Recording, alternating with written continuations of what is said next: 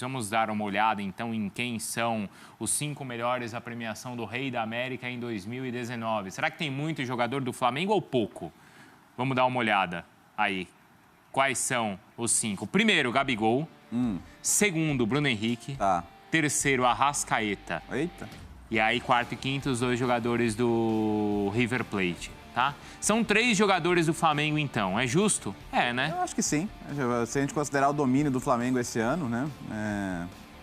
Brasileiro, Libertadores, coisa raríssima de se fazer. Nessa era moderna, ninguém tinha feito. E a minha votação inverteria os 2 primeiros. Eu iria de Bruno Henrique em primeiro e Gabigol em segundo. Mas também não é nada bom. O Gabigol foi artilheiro das 2 competições. Foi o cara que decidiu a final, né? E acho que é óbvio que isso tem um peso gigante também, então tá longe de estar ruim também. Então, mas não tem muito pra onde correr, não, tá certo. Seria um ou outro. O Bruno Henrique na frente, eu também votaria no Bruno Henrique, mas sabendo que é um olhar bem mais técnico do que o olhar público, né? Daqui a 10 anos, você olhar, perceber que ele era o Rei da América no ano em que ele fez os 2 gols que deram o título no fim de um jogo dramático, tá mais do que coerente. 3 do Flamengo em 5, acho uma boa proporção. O Arrasca exige um olhar ainda mais técnico. Exige ainda mais ter visto os jogos. Né? Mas acho que está bem entregue. Eu só faria isso. Porque assim, por que o Arrascaeta e não é, por exemplo, o Everton Ribeiro? Então... Eu acho que o Arrascaeta ele consegue ser mais espetacular nos momentos em que ele brilha. O Everton Ribeiro é um cara extremamente constante, Bruno. Ele é muito mais constante do que o Arrascaeta. Só que o Arrascaeta, nos grandes jogos, ele é espetacular. E isso causa... desperta em quem vota algo a mais. E eu manteria o Gabigol como primeiro colocado. Entendo que o Bruno Henrique foi extremamente importante, mas o cara foi artilheiro do Brasileiro, foi artilheiro da Libertadores, fez os 2 gols da final da Libertadores da forma como foi, com gols já muito próximos do fim do jogo. Entendo o Bruno Henrique em segundo e o Gabigol em primeiro. E para mim, as 3 primeiras colocações, sendo jogadores do Flamengo, só correspondem ao que foi o ano.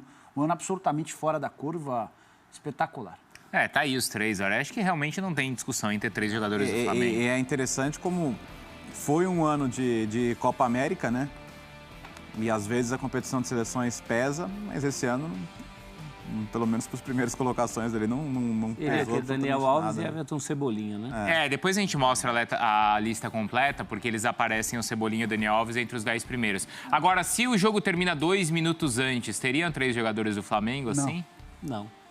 Provavelmente seria alguém do River. Assim que funciona, né? Afinal das contas, as pessoas olham muito quem ganhou os títulos, né? Os principais títulos. E assim, de fato, o cara fazer 2 gols depois e virar um jogo, o cara tem que ter mérito também. Tem que ser premiado, não é? É o ano dele para sempre. O Arrascaeta é mais, a gente está discutindo Arrascaeta e Everton, né? Ele é mais internacional que o Everton Ribeiro, né? Até por ser uruguaio, não vamos esquecer disso, né? Joga da seleção uruguaia e tal. Isso tem um peso para os votantes, né, dessa eleição. Bom, agora acontece que amanhã, quando nós já formos milionários... E alguhos outros fãs de esportes também que estão mandando aqui. E tem outros que estão mandando também. Eu sabia, agora começa, tá vendo? Quer ver, ó, quem foi que escolheu? Daqui a pouco não vai pagar nem a aposta, Léo. Aqui, ó, o Cleaner Sampaio também, ó, já mandou ali também. O Erlen Carlos também. O Roberto Denadai também. Muito bem. Engraçadinho. Amanhã, quando todos nós estivermos ricos, o Gabigol não vai ser mais jogador do Flamengo. Eu vou fazer o meu jogo aqui já pra garantir também. Com os mesmos, não joga com os mesmos números. Eu vou fazer aqui, velho. Sabe qual é a minha vingança? É que se não der os nossos números, essa turma toda dança junto com a gente. Também. Mas muito bem, a gente vai ser milionário amanhã e o Gabigol não vai ser mais jogador do Flamengo. O contrato dele com... Mas ele vai ser milionário do mesmo jeito. Ele vai ser mais rico ainda amanhã. Mas o contrato dele acaba hoje com o Flamengo. É motivo de preocupação? É assim, Bruno, em algum momento, dirigentes do Flamengo e até repórteres que cobrem o dia a dia, ou gente que fala com mais frequência pro torcedor, vendeu uma situação muito mais bonita e colorida do que de fato era. Eu cheguei a dizer, baseado numa fonte que eu tenho no Flamengo, que o Flamengo já imaginava que o Gabigol se reapresentaria à Inter de Milão no começo do ano. Inclusive, tem um monte de rubro-negro importante, conhecido, que ficou bravo, fica inventando história. É que, desde o princípio das tratativas, a conversa entre Flamengo e Gabigol sempre teve um grande obstáculo, que foi a questão financeira. Para o fã do esporte entender esse contexto, no fim do mês de agosto, o Flamengo se acertou com a Inter de Milão, compra de 80% dos direitos econômicos por 16 milhões de euros. Estava combinado. Então, desde o fim de agosto, Faltava para o Flamengo se acertar com o Gabigol. E aí o Flamengo procurou o Gabigol e o Gabigol disse no primeiro momento que não queria conversar, que ia deixar mais para frente. Esse mais para frente chegou por volta de novembro. Na metade de novembro, o Flamengo procurou o Gabigol e fez uma proposta salarial. A ideia do Flamengo é manter os atuais vencimentos do Gabigol. Ou seja, ele continuaria ganhando em 2020 R$1.250.000 por mês. Tá? O Gabigol disse não.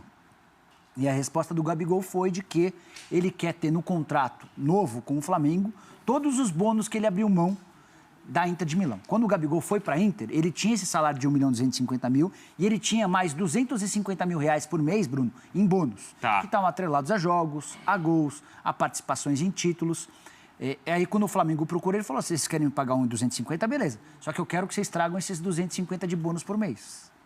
O Flamengo disse, não podemos chegar a R$1,5 milhão.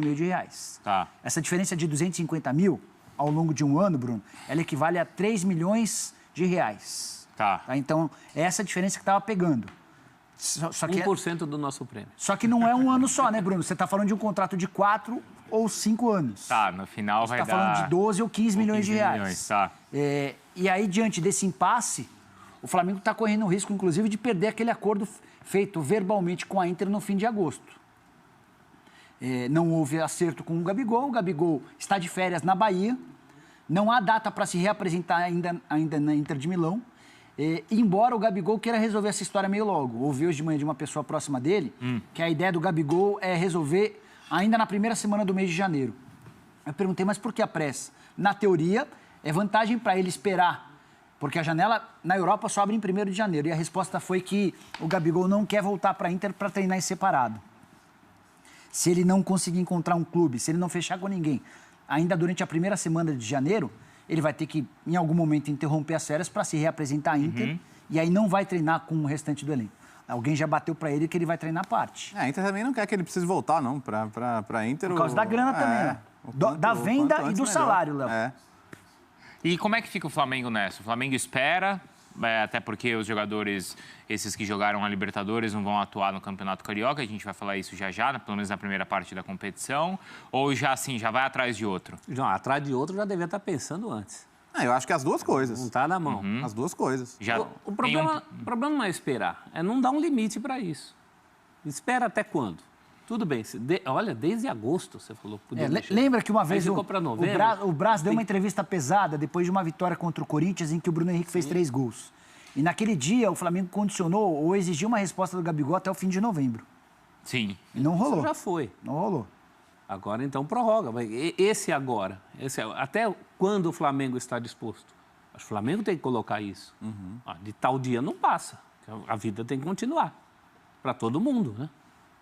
Mas numa dessas, fizeram isso com o Felipe Luiz também, no final das contas, ele foi no tempo dele. Foi levando em banho-maria ali, no final das contas, ele acabou fechando. Aquela foi uma situação onde o Flamengo, no começo, até falou assim, olha, o Flamengo deveria ter uma posição mais firme, mas o Flamengo administrou muito bem aquela situação.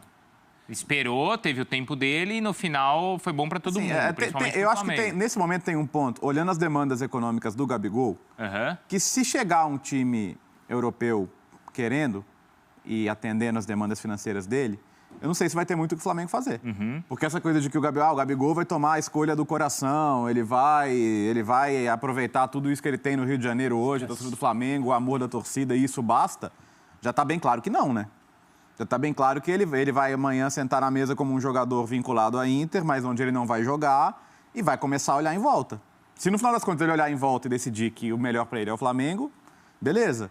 Mas já não está mais nas mãos só do Flamengo, né? E se a Inter não conseguir aquilo que ela já tinha conseguido com o Flamengo? Mas ela consegue. Eu acho que o risco... Por quê? Eu não vejo ninguém. Eu acho que o risco é aumentar, professor. Eu acho que o risco é ser mais do que os 16 de euros acertados em agosto. Mas tem outra proposta que não seja do Flamengo? Não tem. Proposta não, né? Tem aquela história, o Schalke está interessado, as pessoas próximas o Crystal Palace do Gabigol dizem que há interessados, prof. Então, se o mercado na Europa abre dia 1º... Vai começar agora, prof. Então vamos fazer uma conta aí que seja boa para todo mundo, vai. Uma semana esperando que seja. Dia 7. Bota dia 7. Justo. Pronto. Aí resolve para todo mundo, porque o próprio Gabigol deve estar incomodado com isso. Está em férias na Bahia, mas está com esse negócio na cabeça, né? É chato.